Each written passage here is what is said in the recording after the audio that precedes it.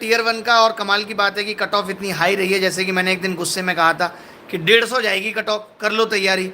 तो ये मान लो कि मिनिमम कट ऑफ 150 ही गई है, वरना तो कट ऑफों के आलम ये है कि 168 166 भी जनरल की कट ऑफ है, और जो सबसे कम कट ऑफ है एसटी कैटेगरी की वो भी 146 है, यानी इतनी हाई कट ऑफ। क्योंकि पता चल रहा था कि पेपर का लेवल बहुत हलुआ है, वैकेंसी इतनी कम है, कंपटीशन इतना ज़्यादा है, एक से एक इंटेलिजेंट बच्चे आ रहे हैं पेपर देने, तो कट ऑफ हाई जाना स्वाभाविक थी। और कट ऑफ हाई चलेगी, कितने सारे लोगों के दिलों पे पानी फिर गया होगा, जो लोग 140 नंबर ला के और ये उम्मीद कर रहे थे कि यार मेरा प्री तो निकल ही जाएगा, लेकिन एसएससी ने रिकॉर्ड तोड़ दिया, इतनी हाई कट ऑफ गई है। सोचो, क्वालिफाइंग होने के बावजूद इतनी हाई कट ऑफ जाना अपने आप में एक बड़ी बात है। यानी कितने सारे बच्चे डिमोटिवेटेड हो जाएंगे, लेकिन वही है कि भाई देखो, पेपर का लेवल उतना ज़्यादा नहीं था, और यहाँ पे नॉर्मलाइजेशन भी हुआ होगा। जिन शिफ्टों का पेपर मुश्किल आया होगा वो तो बाद में ही पता चलेगा कि नॉर्मलाइजेशन के बाद क्या हुआ है, बट वाकई में बहुत दुख का विषय है इतनी हाई कट ऑफ जाना। अब क्या करें, अब जिनका सिलेक्शन नहीं हुआ प्री में वो क्या करें? देखिए, रोने से काम चलेगा नहीं, जो गलतियाँ इस बार की हैं उनको सुधार के आगे बढ़ना है। ज़िंदगी यही है, जो कुछ हम चाहते हैं हर किसी को मुकम्मल जहाँ मिलता नहीं, मेहनत करनी पड़ेगी। कोई बात नहीं, कुछ देखिए बेकार नहीं हुआ। बहुत सारे लोग सोचते हैं जीवन में बेकार हो गया, ऐसे मोमेंट जाने कितने आएंगे जीवन में जब लगेगा सब कुछ बर्बाद हो गया, सब कुछ लुट गया, लेकिन जो उसके बाद उठ जाता है वही असली शेर होता है, और सबको उठना पड़ता है जीवन में। अडानी भी ऊपर चढ़ के नीचे गिरा है और अब फिर दोबारा उठने की कोशिश कर रहा है।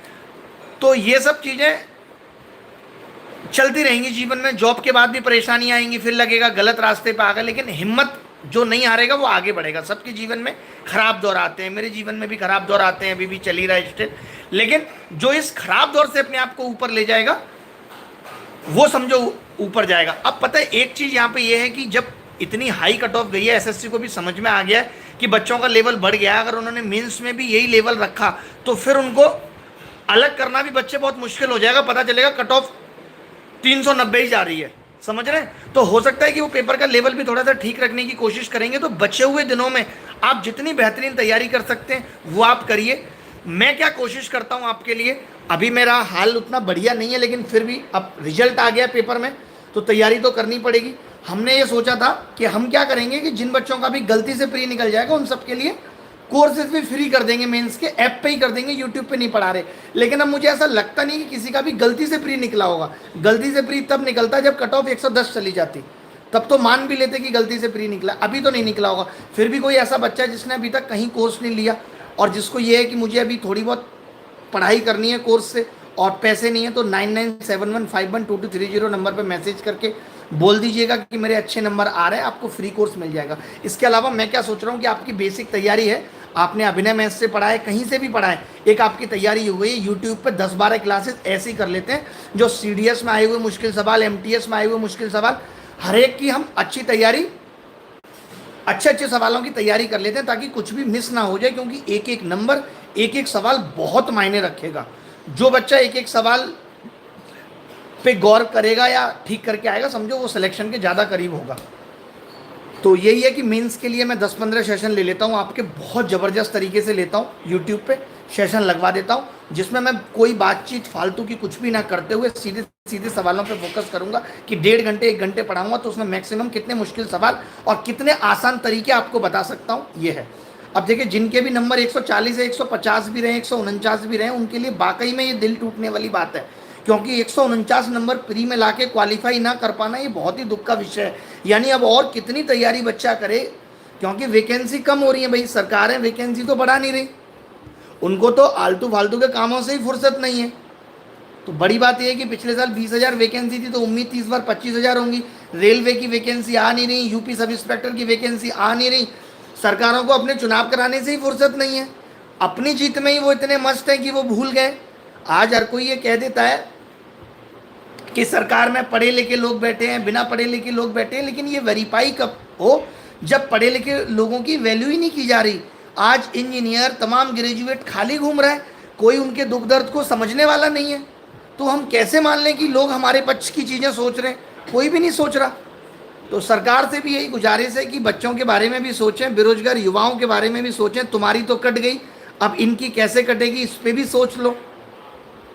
तुम्हारे तो अंतिम दौर है जीवन का, उसमें भी तुम्हें हर शान सौगत सब कुछ चाहिए। ये बच्चे जो आज अपनी लाख रुपए की नौकरी के लिए करोड़ों की जवानी बेकार कर रहे हैं, जब संविधान में ऑलरेडी लिखा ही था कि इंडिया दैट इज भारत। तो इन सब चीज़ों पे ये सब नाम बदल के लोगों को केवल इन्हीं सब बातों में, इन्हीं सब डिबेट में मीडिया से लेकर के हर एक इंसान को उलझाए रखने से बेहतर है कि हम शायद युवाओं, बेरोजगारी, रोजगार, इन सब पे चर्चा कर लें, इन सब को दूर करने की कोशिश कर लें। वो हम सब नहीं कर रहे हैं, ये बड़े दुख का विषय है। बहुत दुख लगता है कि आप चुनाव से पहले भी सरकारें ऐसी हो गई हैं कि वैकेंसी नहीं बढ़ा रही हैं। नहीं तो अगले साल चुनाव था, इनकी कोशिश होनी चाहिए थी 80,000 वैकेंसी कर दें। कम से कम चुनाव के 1 साल पहले तो वैकेंसी दे दो। 4 साल से तो बच्चे, स्टूडेंट, टीचर सब पिस ही रहे थे। अब तो कोशिश कर लो वैकेंसी की। इतना काम सीबीआई का बढ़ गया, इतना काम ईडी का बढ़ गया, उसके बावजूद भी ईडी और सीबीआई का जिस हिसाब से काम बढ़ा है इस सरकार में, मुझे लगता है इसके लिए तो अलग से वैकेंसी निकलनी चाहिए थी। लागू हम कुछ कर नहीं रहे, नए नए नियम कानून लाते रहते हैं, सीईटी लाएं, ये वो। देखिए, लाओ कुछ या मत लाओ कुछ, बट कम से कम बेरोजगारी दूर करने पे फोकस करो। 20,000 के बाद सीधे 8,000 वैकेंसी। एक बच्चा 20,000 वैकेंसी को देख के मोटिवेट होता है और तैयारी में कूदता है अपनी प्राइवेट नौकरी छोड़ के, और फिर अगले साल 8,000 वैकेंसी आ जाती है और वो ठलुआ बैठ जाता है। अब ना उसके पास प्राइवेट है, ना उसके पास सरकारी है। कम से कम सरकार को ये कानून बना देना चाहिए कि प्राइवेट नौकरी में इतनी सैलरी मिले कि आदमी जीवन यापन कर पाए। प्राइवेट नौकरी में इस बात की गारंटी मिले कि अगर आपने किसी को भर्ती कर लिया है तो आप उसे स्टैंड नोटिस से नहीं निकाल सकते, कम से कम 5 साल पहले आपको नोटिस देना पड़ेगा। कुछ तो सरकार करे। फिर लोग कह देते हैं कि सबको सरकारी नौकरी क्यों चाहिए, प्राइवेट कर लो। अरे भैया, प्राइवेट तो आदमी कर ले, बट प्राइवेट में भी कुछ गारंटी सरकार की भी तो जिम्मेदारी है कि दे। तो बड़ा मुश्किल होता है। लेकिन कोई बात नहीं, इन सब चीज़ों से परे मैं तो एक ही चीज़ कहूँगा कि हम अभी मेंस की तैयारी में जुड़ जाते हैं 10-15 दिन। मैं अपना क्या बेस्ट योगदान आपके लिए दे सकता हूँ। और इंग्लिश में भी मैं इंग्लिश की क्लासेस भी लगवा रहा हूँ एसएससी अभिनव मेंस पे। जो इंग्लिश में जहाँ बच्चे सबसे ज़्यादा गलती करते हैं, जहाँ सबसे ज़्यादा गलती के चांसेस रहते हैं, तो सर वही सब चीज़ें करा के 5-6 क्लासेस में ही वो सब जो गलतियाँ आप कहीं करोगे, एक आध सवाल जिसकी वजह से गलत हो सकता है, वो कर देंगे। ठीक है, तो चलिए भाई, मेहनत करते रहो। दुख मुझे भी बहुत है इतनी हाई कट ऑफ जाने का कि बच्चा करे तो करे क्या यार, इतने साल से तैयारी कर रहा है। माँ बाप की एक उम्मीद है, उसकी महिला मित्र की एक उम्मीद है कि इसकी सरकारी नौकरी लगे तो पापा से मैं शादी के लिए कहूँ। कब तक कोई इंतजार करेगा? वो भी बूढ़ी होती जा रही है, इसकी जवानी अलग से सुलगती जा रही है। फिर वही वाली बात आ जाती है, जब वक्त था, हम थे, लेकिन ना पैसा था ना नौकरी थी। फिर बुढ़ापे में कहीं जाके थोड़ा बहुत पैसा होगा, नौकरी होगी, फिर हम नहीं रहेंगे, हम बदल जाएंगे। तो यही ज़िंदगी है।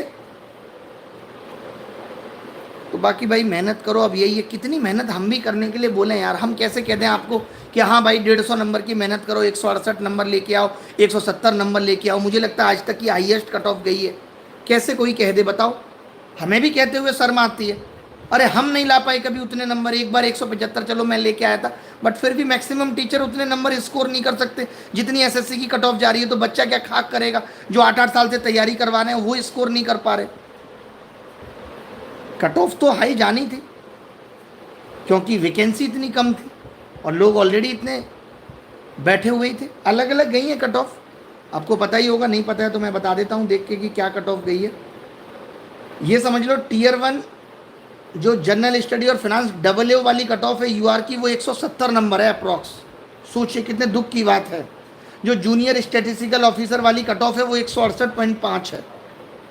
बताओ, स्टैटिस्टिकल इन्वेस्टिगेटर वाली कट ऑफ 172 है। इसमें सबसे ज़्यादा रिकॉर्ड तोड़ा है। मैं तो कहता हूँ 200 क्यों नहीं कर देते कट ऑफ? 200 कर देते चेयरमैन साहब। कट ऑफ बढ़ाए जा रहे हो, सरकार से भी गुजारिश करो कि अलग अलग डिपार्टमेंट में नौकरियाँ निकाले।